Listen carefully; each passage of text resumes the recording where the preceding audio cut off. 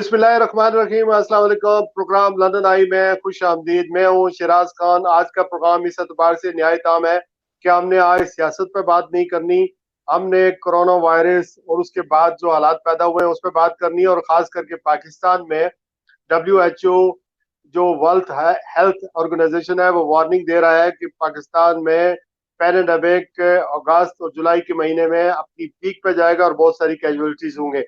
मेरी खुशकिस्मती है कि मुझे डॉक्टर ताहिर महमूद लॉन साहब जो सीनियर उन्होंने ज्वाइन किया है। अस्सलाम वालेकुम डॉक्टर साहब।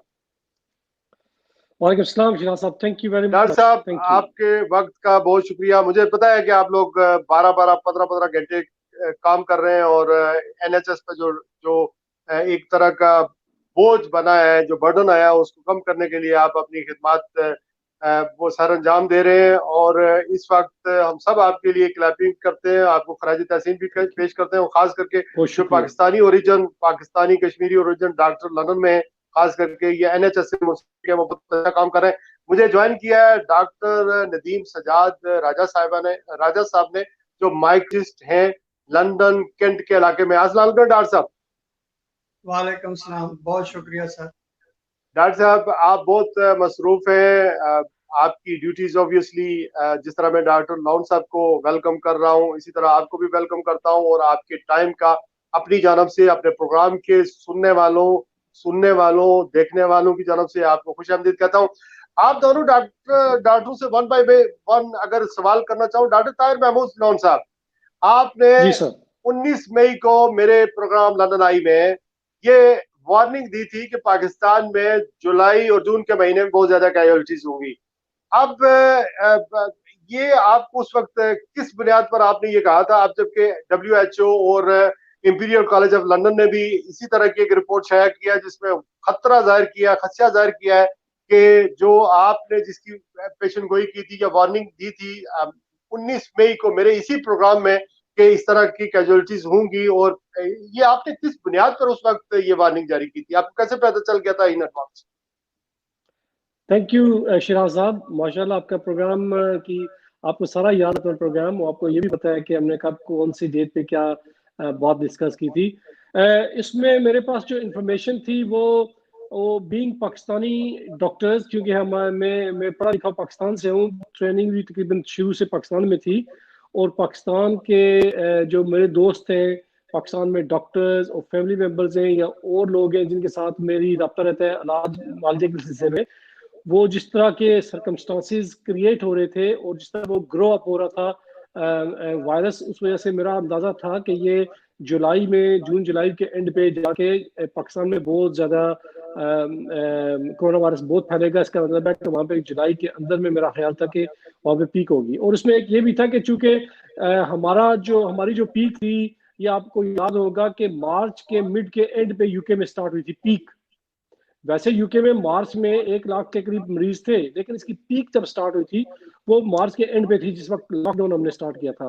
तो आहिस्ता आहिस्ता जिस तरह का ट्रेंड है इस वायरस का, जिस तरह अफ्रीका में जा रहा था, एशिया में जा रहा था, और जिस तरह की मेरी अपनी पर्सनल ऑब्जर्वेशन थी, उस बेस पे मैंने कहा था कि पाकिस्तान में जून या जुलाई के एंड पे पीक होगी।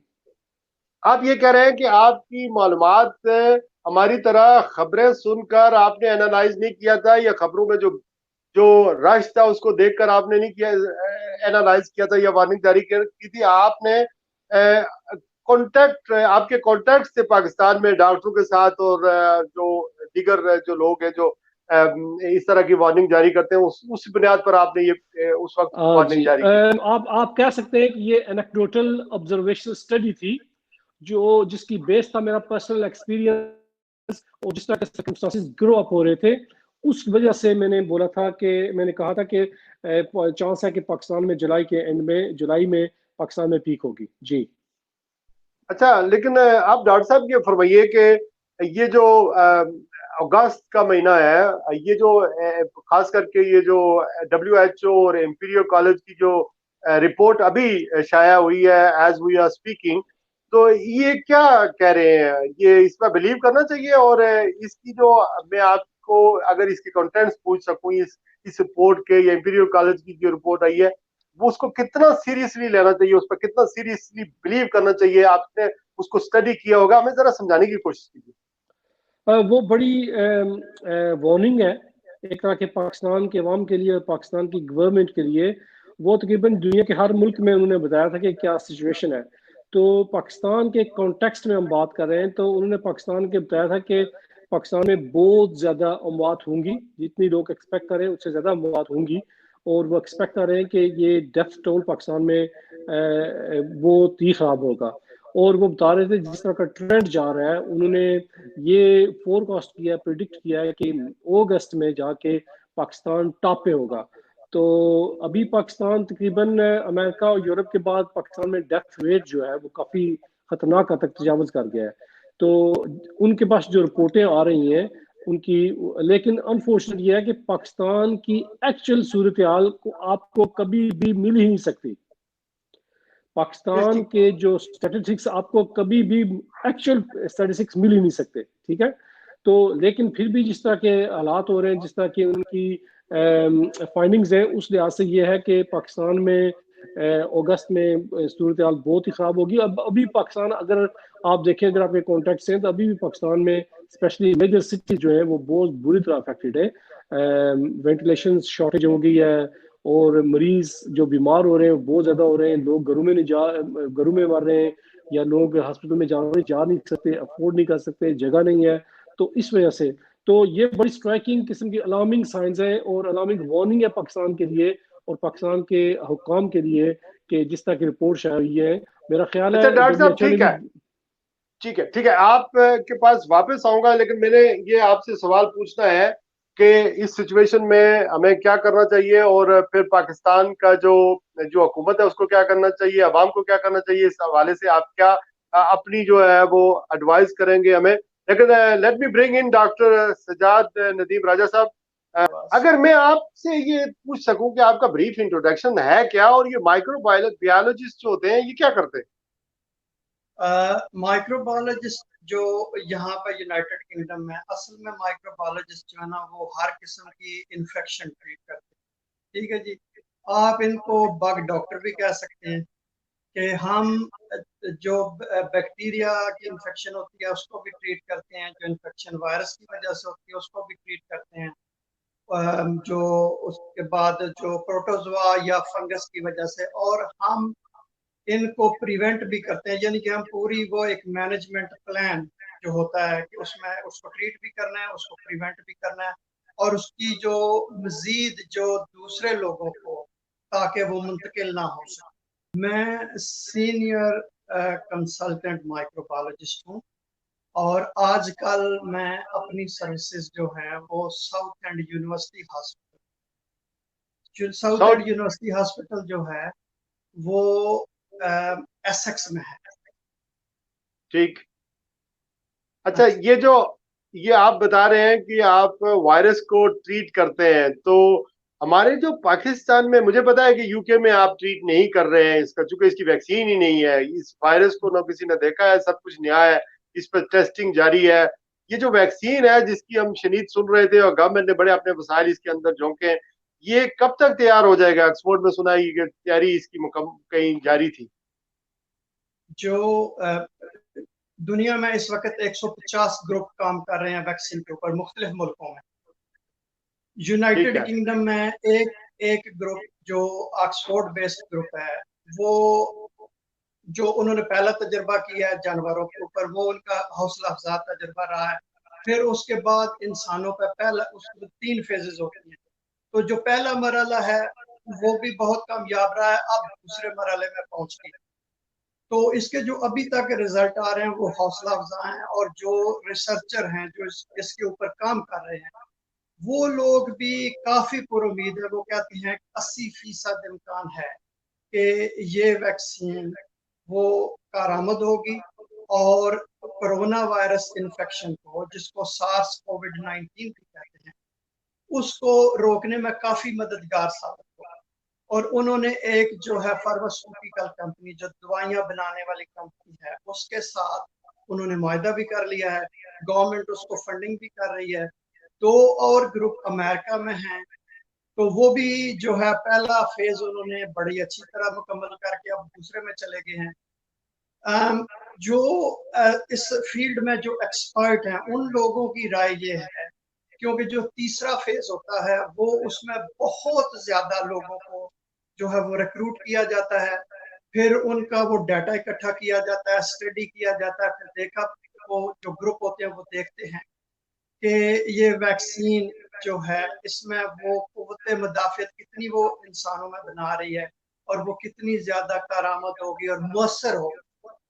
तो वो एक बहुत बड़ा जो आप कहेंगे एक स्टडी होती है। तो जो एक्सपर्ट वो लोग कह रहे हैं कि हो सकता है अगले साल के शुरू में, मार्च में, लेकिन कुछ लोग ये भी कह रहे हैं कि अगले साल के आखिर में। लेकिन जो ग्रुप दूसरे फेज में पहुंच चुके हैं उन लोगों का ये ख्याल है कि ऑटम में वो वैक्सीन लेके आ जाएंगे। अच्छा, इसका मतलब ये है कि वी आर टॉकिंग अबाउट अक्टूबर। अक्टूबर भी हो सकता है, कुछ लोग दावा कर रहे हैं सितंबर का भी, एंड लेकिन ज्यादा इम्कान अगर वो बहुत जल्दी लेके आ गए कि अगर इमरजेंसी वो सारा कुछ अप्रूवल गवर्नमेंट दे दे, जो ड्रग रेगुलेटरी अथॉरिटीज हैं, तो फिर शायद दिसंबर से पहले आ जाए। डॉक्टर साहब, आप दोनों से मेरा एक सवाल है। आपसे सबसे पहले पूछता हूं डॉक्टर नदीम सज्जाद साहब, कोरोना वायरस की बरतानिया जैसे स्पेसिफिक कोई इलाज, कोई दवाई, कोई वैक्सीन अभी तक नहीं है, आप इसको ट्रीट नहीं कर रहे हैं, कोई दवाई नहीं दे रहे हैं। इसमें कोई शक नहीं कि एक जिसको आप टारगेटेड थेरेपी कहते हैं या एक मखसूस तरीका इलाज कहते हैं, वो कोरोना वायरस का नहीं है, क्योंकि ये एक बिल्कुल नई किस्म है। कोरोना वायरस तो यहाँ है, कम्युनिटीज में पहले से है, लेकिन ये कोरोना वायरस की एक नई किस्म सामने आई है, क्योंकि वो अपने जो आप कहें कि तब्दीलियां लेके आता है अपने अंदर, तो उस वजह से एक नई किस्म सामने आई है। और तो इसकी कोई कोई कोई जो दवाई नहीं है, खास कोई कोई एंटीबायोटिक नहीं है। कोई डॉक्टर दवाई ताहिर नहीं है। साहब, आपकी फाइंडिंग क्या है? कोई दवाई है इसकी के नहीं है? नहीं है, जिस तरह डॉक्टर नदीम सज्जाद साहब ने फरमाया कि ऐसी कोई दवाई है ही नहीं, है ना, वो उसका इलाज हो रहा है। फॉर एग्जांपल, किसी को वायरस की वजह से बैक्टीरियल इन्फेक्शन हो जाता है या खून का इन्फेक्शन हो जाता है, तो उसकी ट्रीटमेंट जो हम कराते हैं वो है, तो मुख्तलिफ ममालिक में मुख्तलिफ तरीके से दे रहे हैं। तो यूके में भी हम उसकी मुख्तलिफ तरीके से ट्रीटमेंट दे रहे हैं, लेकिन एज सच कोई ऑथेंटिक ट्रीटमेंट कोरोना वायरस की नहीं है। उसकी यही होगी जिसका हम वैक्सीन, वो जैसे नदीम सज्जाद साहब ने फरमाया सितंबर अक्टूबर तक चांस है कि इंशाल्लाह हमारे पास यूके में वैक्सीन हो जाएगी, तो उसी का इंतजार है। अच्छा, आप जो लोग पाकिस्तान में हमारा ये प्रोग्राम देख रहे हैं, उनको आप क्या एडवाइस करेंगे? क्योंकि डॉक्टर धड़ाधड़ वहां पर दवाइयां बेच रहे हैं, ताकत की दवाई भी, ये कुव्वत मुदाफत की है, ये खांसी का शरबत है, ये लंग्स का शरबत है, ये फला एंटीबायोटिक है, धड़ाधड़ दवाइयां प्रिस्क्राइब कर रहे हैं। और फिर हमारी जो कौम है वो भी जब कोई प्रॉब्लम हो जाती है तो दौड़ कर डॉक्टर के पास जाते हैं। भाई सर में दर्द हो गया, नजला हो गया, वैसे भी दौड़ कर डॉक्टर के पास जाते हैं। तो उनके लिए एक तो पहला, सबसे पहले उन लोगों को बता दीजिए जो डॉक्टर के पास भाग के जाते हैं और इतने सीरियस भी नहीं होते, लेकिन भागे जाते हैं कि डॉक्टरों के पास कोई इलाज होगा। और वो लोग जो दवाइयां बेच रहे हैं या दवाइयां ले रहे हैं, उनके लिए आपका क्या मैसेज होगा? फर्स्ट डॉक्टर ताहिर लोन साहब, आप बताइए। मेरे लिए जो लोग हैं, सबके लिए, पब्लिक में कह रहा हूँ कि अगर कोरोना वायरस के कॉन्टेक्स्ट में हम चूंकि बात कर रहे हैं, तो उनके लिए यही है कि आप घरों में रहें और आप इन्फेक्शन को स्प्रेड न करें और ना ही स्प्रेड होने का बायस बने। ठीक। दूसरी स्टेज है कि कोरोना वायरस से हर बंदा सीरियसली बीमार नहीं होगा। कुछ लोग हैं जो सीरियसली बीमार हो जाएंगे, फॉर एग्जांपल जिनकी उम्र ज़्यादा है, जिनको कोई हार्ट प्रॉब्लम है, डायबिटीज़ है, डिमेंशिया है या उधरूशी है, तो उनके लिए बहुत चांस है कि उनको कोरोना वायरस का इन्फेक्शन हो जाएगा, जो उनके लिए बहुत खतरनाक हो सकता है। आज का पाकिस्तान में कोरोना वायरस इतना ज़्यादा है कि तकरीबन हर बंदा वहाँ पे तकरीबन वहाँ पे हर जगह पे कोरोना वायरस है। तो टेस्टिंग का जब तक पता लगा, कुछ लोग अफोर्ड कर सकते हैं, कुछ नहीं कर सकते। ट्रीटमेंट की जो मोस्टली जो लोग हैं, उनको ट्रीटमेंट की जरूरत सिंपल वही है कि पैरास्टामोल पानी पी लिया और घर में रहे, स्टीम ले लिया, इस तरह की चीजें, गार्गल कर लिया। लेकिन जब आप ट्रीटमेंट दो, जो लोग जिनको सांस की बीमारी स्टार्ट हो जाती है, जिनका बुखार खराब हो जाता है, जिनको खून में इन्फेक्शन स्टार्ट हो जाता है, ओवरवेलमिंग वायरस जिसमें बहुत ज्यादा हो जाता है, उनको डेफिनेटली डॉक्टर के पास जाना चाहिए। तो डॉक्टर के साथ कंसल्ट करना चाहिए। मैं उनको हमेशा बताऊंगा कि डॉक्टर के पास एक स्टेज पे आपको जाना चाहिए। डॉक्टर के लिए मेरा ये मशवरा है कि वहाँ पे, क्योंकि हम यूके और यूरोप और अमेरिका में एविडेंस मेडिसिन प्रैक्टिस करते हैं, इसका मतलब ये है कि हमारे पास जो रिसर्च मेडिसिन होती है जिसका एविडेंस होता है कि ये मेडिसिन है, तो उसका इलाज करते हैं। लेकिन पाकिस्तान में ये इतना ज़्यादा स्कोप नहीं है एविडेंस मेडिसिन का। पाकिस्तान में एक ग्रुप ऑफ डॉक्टर्स हैं, वो कुछ बताएंगे, वो नेक्स्ट नेक्स्ट हॉस्पिटल में कुछ और ट्रीटमेंट होगी, तो इस तरह का होगा। तो मैं तो उनसे यही कहूँगा कि आप इंटरनेशनल जो लिटरेचर है, इंटरनेशनल न्यूज़ है, उनके साथ कांटेक्ट करें, अपने कोलीग्स जो इंटरनेशनल है उनकी एक्सपर्टीज से लें, और अपने आप को और जो पब्लिक है उसको प्रोटेक्ट करें। बड़ा आसान तरीका है, जैसे हम बैठे हुए, हमारे जितने दोस्त यार पाकिस्तान में, मेरे साथ तो बहुत कांटेक्ट रहता है उनके साथ, तो जब बीमार होते हैं लोग या उनके वास्ते वो मशवरा जरूर करते हैं। लेकिन इसी तरह इस चीज़ को वाइड स्प्रेड करना चाहिए इंफॉर्मेशन टेक्नोलॉजी के साथ। तो जितने भी हैं इसमें कोई हार्ज नहीं होती। फॉर एग्जाम्पल ये आपके पास नदीम सजाद साहब है, ये बड़े की पोस्ट पे हैं। हमारे पास जितने मरीज आते हैं, जिनके टेस्ट आते हैं, इनके पास जाते हैं, ये में डिक्टेट करते हैं कि क्या प्रॉब्लम है और क्या मेडिसिन लेनी चाहिए। इनके बगैर मेडिसिन चल ही नहीं सकती। इसी तरह पाकिस्तान के डॉक्टर्स जो हैं, पाकिस्तान के जो लोग हैं, वो अपने नेशनल लोगों के साथ, एक्सपर्ट्स के साथ रब्ता रखें, और इस तरह आप वो अपने आप के लिए भी और अवाम के लिए भी एक सहूलत पैदा कर सकते हैं। डॉक्टर नदीम सजाद साहब, अगर मैं आपसे ये पूछ पाऊँ कि ये जो डॉक्टर साहब कह रहे हैं इसकी आप तस्दीक करेंगे? लोगों को अस्पतालों में अननेसेसरी नहीं जाना चाहिए।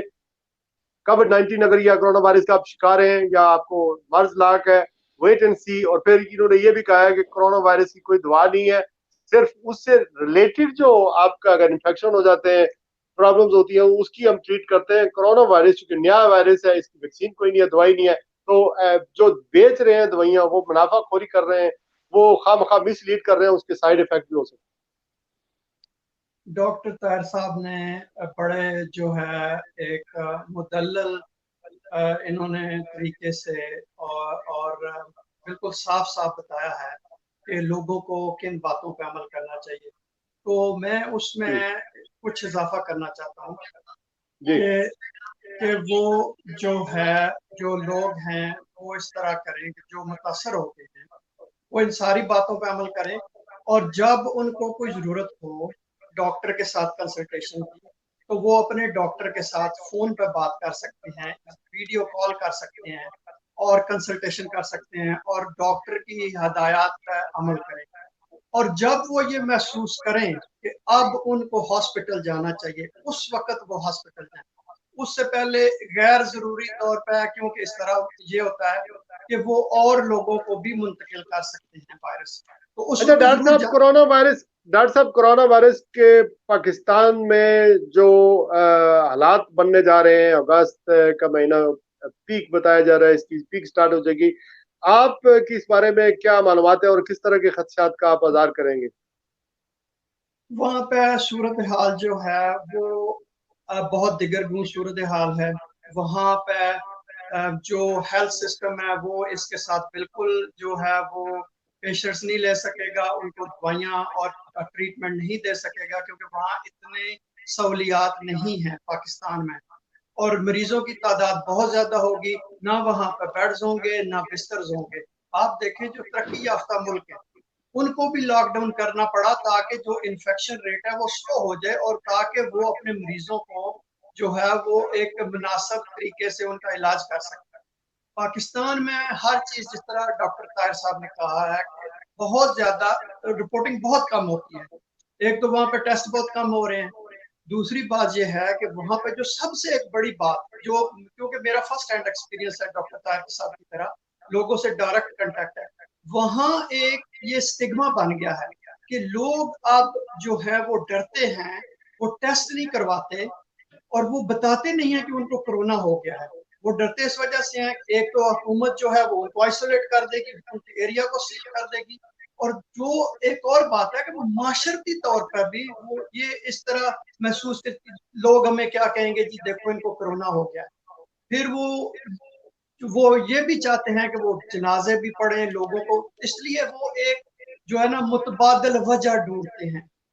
तो वहां पर जो सूरत हाल है ना वो बहुत, जो जहां तक मैं देख रहा हूँ कि अभी भी सूरत हाल बहुत खराब है और आने वाले दिनों में और भी बहुत ज्यादा खराब होगा। क्या आप दोनों डॉक्टरों से एक सवाल है मेरा, डॉक्टर ताहिर लोन के पास पहले चलते हैं। आपने कहा इस कोरोना वायरस की कोई दवा नहीं है, इसके रिलेटेड जो आपके गुर्दे फेल हो जाते हैं, कोई इन्फेक्शन हो जाता है तो फिर आप ट्रीटमेंट करते हैं। ये जो सना मक्की इस वक्त उसका कावा पिया जा रहा है, उसके भी बहुत सारे मुजबरात बताए जा रहे हैं, नुकसानात बताए जा रहे हैं। कुछ कहते हैं नहीं इस पर बिलीव करना चाहिए, इससे कोरोना वायरस आपका चला जाएगा। कुछ कहते हैं ये आपके इम्यून सिस्टम को खराब कर देगा, आपको बहुत सारी कॉम्प्लिकेशन होंगी। आपकी इस बारे में क्या राय है, क्या फाइंडिंग? हमारी जो कौम है वो इस तरह की बातों को बहुत सीरियसली लेते हैं, एंजॉय करते हैं। इसका मतलब यह है कि वो लाइक करते हैं एक्सप्लॉइट होना, एक्सप्लॉइटेशन को आगे स्प्रेड भी करना वो पसंद करते हैं।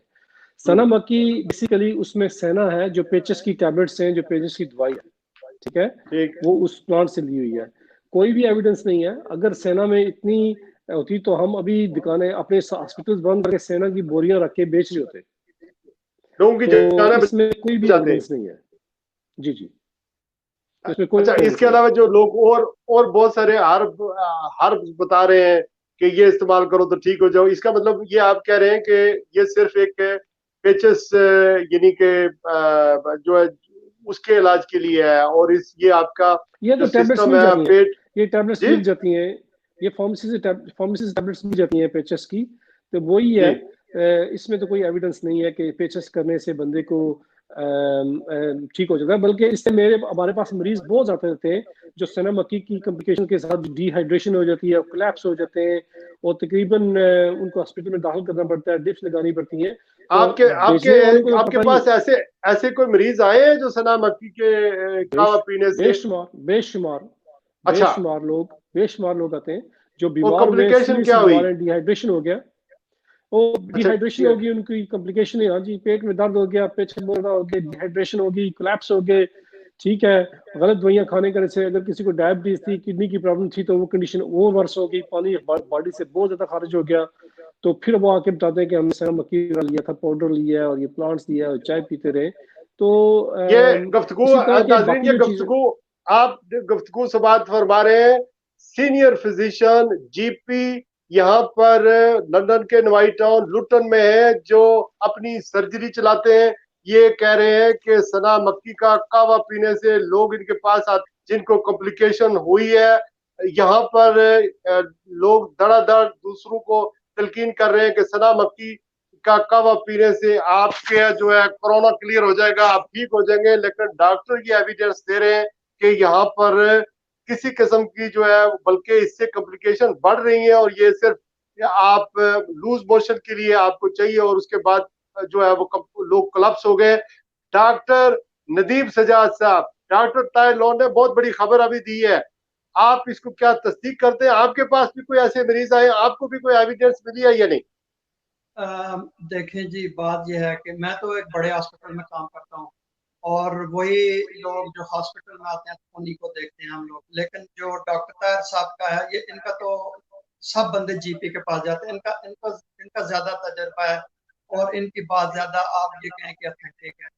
मैं एक छोटी सी बात कहना चाहता हूँ कि कोई एविडेंस नहीं है ऐसा सना मक्की का। असल में ये होता है कि जब कोरोना वायरस इन्फेक्शन होती है तो आपका जो मदाफती निज़ाम है आपकी बॉडी में, वो जो है वो हरकत में आ जाता है, और वो जितने दिन भी लगते हैं वही उस वायरस को आपकी बॉडी से क्लियर करता है। और जो हॉस्पिटल में ट्रीटमेंट होती है या जो जीपी बताते हैं, जो डॉक्टर्स बताते हैं, वो सपोर्टिव ट्रीटमेंट होती है। जिस तरह पहले भी भट्ट साहब ने कहा है कि अगर किसी के गुर्दे जो है ना वो काम करना छोड़ जाएं, तो उनको उसी के मुताबिक उनको उनका तरीका इलाज है और उनको इलाज दिया जाता है। और किसी को सांस नहीं आ रहा तो उसको फिर ऑक्सीजन दी जाती है। लेकिन असल में बंदे के जो मदाफती निज़ाम है वो उस वायरस को बॉडी से क्लियर करता है। इसके अलावा मुख्तलिफ ट्रायल्स हो रहे हैं, लेकिन सना मक्की और कोई चीज इसका कोई किसी ट्रायल में कोई जिक्र नहीं है। भट्ट साहब ने जिस तरह कहा, हम लोग पाकिस्तानी बहुत यकीन करते हैं साजिशी नजरिए में, ये साजिश होगी, ये साजिश होगी। अच्छा, फिर एक और होता है कि वो कहते हैं अच्छा ये कावा पी लो, धनिया पी लो, या ये पी लो, तो उसका ये तरीका इलाज है। तो मैं ये लोगों को तजवीज़ देना चाहता हूँ कि आप अपने डॉक्टर पर यकीन करें, और जो एक जिनके पास एक मेडिकल बैकग्राउंड नॉलेज होता है, जिन्होंने पढ़ा होता है, फिर उसके बाद ट्रेनिंग की होती है, तो उन लोगों को ज्यादा पता होता है। तो जो ठीक। बंदा इस तरह उठ के कह दे जी कि सना मक्की या ये चीज या वो चीज, उसमें कोई, क्योंकि उस पर ना कोई तहकीक हुई है, ना कोई उस पर किसी ग्रुप ने काम किया है, ना उनके कोई तहकीकी मकाले जारी हुए हैं, ना उन्होंने कोई प्रेजेंटेशन किसी जगह की है, ना उन्होंने कोई जो पढ़ा लिखा तबका है या साइंसदान है उनको उनके जवाबात, उनके सवालों के जवाबात दिए। तो मेरी ये तजवीज़ है कि प्लीज किसी बात पर यकीन ना करें, सिर्फ अपने डॉक्टर पर यकीन करें। पाकिस्तान की जो सिचुएशन है वो ज्यादा क्लियर नहीं है। यानी मैं समझता हूँ कि जो साइंसदान है, वहाँ पे जो डॉक्टर्स हैं, वो भी क्लियर नहीं है इस हवाले से, और फिर खास करके जो लॉकडाउन में जो सूरत हाल हुई है वो भी कोई इतनी तसल्ली बख्श नहीं। असल में वहां पे जो मुख्तलिफ तबका फिक्र के लोग हैं, हर एक बंदे का एक अपना नजरिया है, वो अपना नजरिया फिर आगे लेके आता है। उसमें कुछ सियासतदान हैं, उनके अपने मफादात हैं, कुछ ऐसे इदारे हैं जो अपनी, आप ये कहें कि सुपरमेसी चाहते हैं, उन्होंने वहां, अच्छा फिर अवाम में इतना अभी तक वो कोरोना वायरस के बारे में उनको मालूमात नहीं पहुंची, क्योंकि वहां पे एक जो लोग वो सीखना भी नहीं चाहते। तो इस सारी सूरत हाल में उन्होंने एक जो है ना वो गोमगो सी कैफियत पैदा कर दी है अब लोगों को। अच्छा उसमें फिर वो साशी नजरिए भी उसके बीच में आ गए। अब लोगों ये को सब समझ, सियासत हो रही है, हाँ सियासत हो रही है सियासत हो रही है। अब लोगों को बीमारी के समझ ऊपर। नहीं, हाँ जी, अब लोगों को समझ नहीं आ रही कि वो किसकी हम्म। बात पर यकीन करें। वो हुकूमत जो कह रही है कि भाई आप फासला रखें, आप अपना नाक मुंह ढांप के रखें, ठीक है, अगर आप में अलामात पैदा हो गई हैं तो आप अपने आप को एक अलग जगह जो है वो रख लें, बाकी लोगों के साथ राब्ता मुनक़ता कर दें। तो उसके बाद वहां पे ऐसे इदारे हैं, वो कहते हैं जी कि हुकूमत गलत कर रही है, वो कहते हैं जी कि अच्छा छोड़ दो, सबको छोड़ दो, जाओ शॉपिंग करो। लोगों ने वहां वहां ये समझा, क्योंकि उनका वो इतना इल्म उनको नहीं था, उन्होंने ये समझा कि शायद कोरोना वायरस जो है वो मंजर से गायब हो गया है। तो वो जौक तर जौक बाहर आए, हमने तस्वीरें देखी, हमने वीडियोस देखी। अब ये देखें, उसी का ये नतीजा है कि वहां पर एक अदारे ने अपनी सुपरमेसी कायम करने के लिए, गवर्नमेंट को नीचा दिखाने के लिए, या उन्होंने उन्होंने जो इस फील्ड इस मैदान के जो माहिर हैं उन लोगों से भी राय नहीं ली, ना डॉक्टर से पूछा, ना साइंसदानों से पूछा। तो अब हम उसका नतीजा क्या देख रहे हैं। आप यकीन करें, मेरी वहां बात हो रही है अपने क्लास फेलो से, मेरे जो आगे पढ़ते थे, मेरे जो बाद में कॉलेज में पढ़ते थे, और बाकी लोगों से, रिश्तेदार, वहां हर फैमिली का कोई ना कोई बंदा मुतासर हुआ है, और बेशुमार लोग इस इसको कोविड की छुपाने की वजह से, कोशिश कर। हाँ छुपाने, कोविड की वजह से गुजर गए हैं। मैं आपको सिर्फ एक मिसाल दूं और आप हैरान रह जाएंगे, वहां डॉक्टर्स इतने ज्यादा मुतासर हो रहे हैं, और बेशुमार डॉक्टर्स फौत हो रहे हैं, बेशुमार नर्सेज फौत हो रही हैं, पैरामेडिकल स्टाफ फौत हो रहा है, और दूसरे हेल्थ केयर वर्कर्स फौत हो रहे हैं। सिर्फ एक शहर की मैं आपको मिसाल दूं कि फैसलाबाद में मैंने अभी आज जो है मुझे पता चला है कि 254 डॉक्टर्स, 254 सिर्फ डॉक्टर्स, नर्सेज इसमें शामिल नहीं है, हेल्थ दूसरे हेल्थ केयर वर्कर्स शामिल नहीं, सिर्फ एक शहर में 254 डॉक्टर। तो वो किस वजह से मुतासर हो रहे हैं। यही जो लोग जो है ना वो, जिसको आप कहते हैं कि बाहर निकले, जमघटे किए, शॉपिंग की, तो उसकी वो क्या सारा वो डॉक्टर्स आप पे कर रहे हैं बेचारे, और ठीक। बेशुमार लोग जो है वो फौत भी हो गए। अच्छा, एक सवाल मेरा लास्टली, जी पाकिस्तान में जो मेडिसन फरोख्त होती है, उसको अगर मैं आपसे पूछ पाऊँ कि वहाँ की, यहाँ पे चूंकि जो दवाइयाँ होती हैं उसको, उसकी स्टोरेज के लिए एक टेम्परेचर रखा जाता है। मतलब ये कि अगर उसको मुझे नहीं याद सही कि वो 22 रखते हैं आप या 16 रखते हैं या क्या टेम्परेचर उसका होता है। पाकिस्तान में चूंकि हीट ज्यादा होती है, बिजली चली जाती है, फिर वो ट्रांसपोर्ट के एक जगह से दूसरी जगह ट्रांसफर भी होती हैं दवाइयाँ, फिर पखे चल रहे होते हैं, जो ऐसे इंजेक्शन है या ऐसी दवाइयाँ हैं, वो कितनी काबिल एतमाद है उनको इस्तेमाल करना, और आपका इस मेडिसन के हवाले से वहां पर कितना ट्रस्ट है?